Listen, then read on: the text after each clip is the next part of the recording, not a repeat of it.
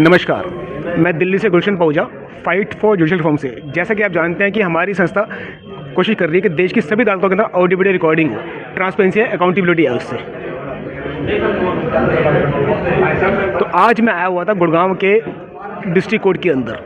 तो यहाँ हमारी बात हो रही है यहाँ के प्रेसिडेंट साहब से, अमजद आज़ादी से। अपने इस विचार रखेंगे क्या इस पे विचार उनके?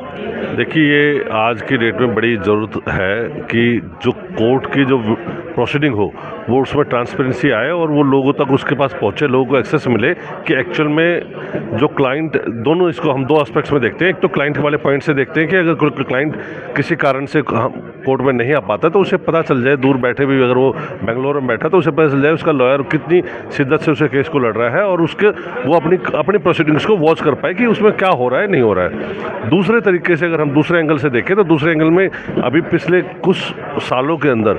वकीलों के बीच में, क्लाइंट्स के बीच में और जजेस के बीच में काफ़ी इश्यूज अराइज हो जाते हैं, जहाँ कुछ कॉन्फ्लिक्ट ऐसे हो जाते हैं और जहाँ हीटेड आर्गुमेंट्स बन जाती हैं, जहाँ टसल्स क्रिएट हो जाती हैं, जो कोर्ट का माहौल ख़राब हो जाता है। फिर बाद में वो बड़ा मुद्दा बन जाता है और मुद्दे में फिर हम एक दूसरे को जस्टिफाई कर देते हैं कि जज साहब की गलती थी या वकील साहब की गलती थी। वो एक दूसरे पर आरोप प्रत्यारोप स्टार्ट हो जाता है। तो अगर वो ऐसी सिचुएशन अराइज हो जाए तो अगर वहाँ पर कैमरे अगर कोर्ट में हो तो उनके मार्फत से इस चीज़ का हल निकाला जा सके कि किसकी गलती थी और उसके हिसाब से जो भी उसका जो सफल प्रयास हो सके या उसको ऐसा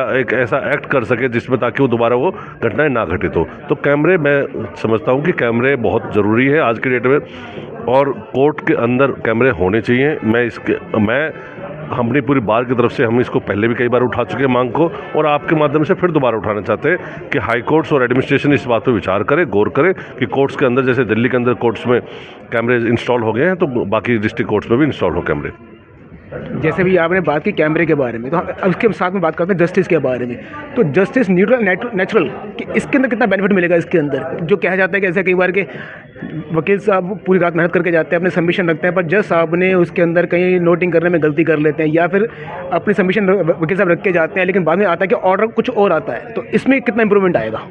डेफिनेटली जब अगर कैमरे की प्रोसीडिंग्स होगी तो ऑब्वियस सी बात है, जब एक आंख और एक्स्ट्रा लगेगी तो जो कुछ चीज़ें मिसिंग रह जाती है, जजेस को याद नहीं रहती हैं, तो वो उनके मार्फत उसको अपने प्रोसीडिंग्स को सुधारेंगे और एफिशिएंसी ऑटोमेटिकली इंप्रूव होगी। प्रोसीडिंग्स जो एक्चुअल में डेट्स जो पर्पज़ है, जिस पर्पज़ के लिए, उसकी इफेक्टिव हियरिंग्स होना ज़्यादा चालू हो जाएगी कैमरे की वजह से। जैसे कि पीछे हम कहीं इंटरव्यू करते हैं तो क्या नाम है, अब बहुत सारे एडवोकेट्स बोलते हैं कि आज इनके ऊपर ये ब्लेम लग चुका है कि डिले वो करते हैं, लेकिन डिले वो नहीं करते। वो रात भर मेहनत करके जाते हैं, पूरी फाइल तैयार करते हैं, नोटिंग करते हैं, पर सुबह जज साहब का कई बार सुनने का मूड नहीं होता या जज साहब सीट पे नहीं होते हैं, जिसका सफ़र क्लाइंट को करना पड़ता है और उसका एक अननेसेसरी ब्लेम किसी ना किसी एक पार्टी के वकील पे आता है। तो मेरे ख्याल से उस पर भी काफ़ी इंप्रूवमेंट आएगी। तो एक जो रेपो है जो कहने में हो रही है उसमें इंप्रूवमेंट आएगी।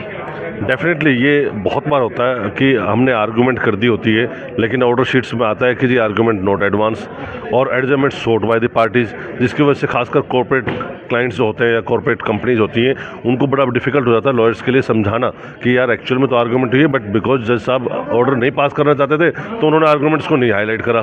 तो वहाँ क्लैरिटी होगी कि यस, हमने जो हमारा काम था वो हमने किया। अगर अब उसके कोई लैक्यूना है या कोई फेलियर है तो वो जुडिशरी के ऊपर है, जजेस के ऊपर है, जो उसने हमारे आर्गूमेंट सुनने के बावजूद ऑर्डर में गलत इनकॉर्पोरेशन करी है।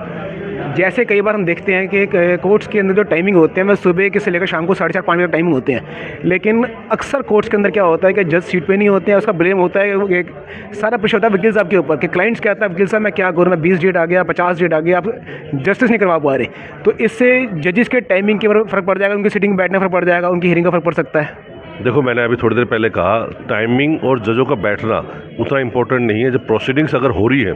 और वो किसी रिकॉर्डेड माध्यम से हो रही है तो उसकी एफिशिएंसी बढ़ेगी। ज़रूरी नहीं है, कई बार जजेस अंदर भी बैठ के वो कोर्ट का ही काम कर रहे होते हैं, जो ऑर्डर्स लिखवाना होता है उनको काफ़ी कुछ बैक एंड के वर्क करने पड़ते हैं। तो अगर वो कोई एक जज डायस पर नहीं बैठा तो इसका मतलब ये नहीं है कि वो काम नहीं कर रहा है, काम अंदर से बैठ के होता है। लेकिन हाँ, अगर वो कोर्ट के सामने बैठेगा और उस मोमेंट पे दोनों पार्टीज अवेलेबल होगी तो उसकी एफिशिएंसी बढ़ेगी, क्योंकि उसको पता है कि जो भी कुछ वहाँ प्रोसीडिंग्स हो रही है वो रिकॉर्ड हो रही है और कल को अगर उसने उसको लीगल या चीज़ों को, जो भी आर्गूमेंट्स हैं या जो वहाँ प्रोसीडिंग्स हुई हैं उसको इग्नोर करा, उसको इनकॉर्पोरेट नहीं करा अपनी ऑर्डर शीट में, तो they can challenge using that mode कि मैंने कोर्ट के सामने यही दलीलें रखी थी और कोर्ट ने मेरी दलीलों को नहीं सुना।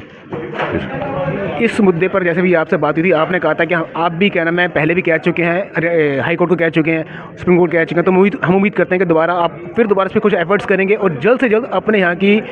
कोर्ट्स के अंदर ऑडियो रिकॉर्डिंग शुरू करवाएंगे। और इसकी एक कॉपी हम चाहते हैं कि क्या नाम है, वकील साहब के पास भी होनी चाहिए इन फ्यूचर। कई बार जैसे प्रिवेंशन के तौर पे कि आपने फलान डेट को क्या कहा था वो नोटेड नहीं हुआ, तो इसके लिए उम्मीद करेंगे कि आप भी अच्छे प्रयास करेंगे इस पर। देखिए, हमने पहले भी इस मुद्दे को उठाया था जब हमारे पिछली बार भी हमारे एडमिनिस्ट्रेटिव जज इंस्पेक्शन के लिए आए थे हाई कोर्ट से, तो अब हम उनके सामने रखा था कि जी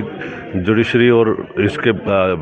बार के बीच में कई बार तालमेल बिगड़ जाता है, तो अगर कैमरे होंगे तो वो सामंजस्य बना रहेगा। तो अब अगर दोबारा इंस्पेक्शन होती है तो हम उनके सामने दोबारा ये मांगे रखेंगे कि सर हमने पहले भी आपके सामने उठाई थी, तो इनमें कोर्ट्स के अंदर जल्द से जल्द डिजिटलाइज करवाने की कोशिश करी जाए और इनके अंदर कैमरे इंस्टॉल करे जाए ताकि इफेक्टिव हियरिंग्स हो सके। धन्यवाद सर, आपको बहुत धन्यवाद। आज गुड़गांव कोर्ट के अंदर डिस्ट्रिक्ट बार एसोसिएशन को मैं वही लेटर देकर आया जो सुप्रीम कोर्ट और रजिस्ट्रार जनरल को दिया था, जिसमें हमने कहा था कि audio video recording of court proceeding is the best solution for the dispute that arise from time to time between the जज, lawyer and litigants in the court and natural justice. तो प्रधान जी ने कहा है कि वो जल्द से जल्द इस मुद्दे को लिखित के अंदर दोबारा से फिर उच्च न्यायालय के अंदर अप्रोच करेंगे कि कोर्ट्स के अंदर कैमरे के अंदर प्रोसीडिंग करवाई जाए।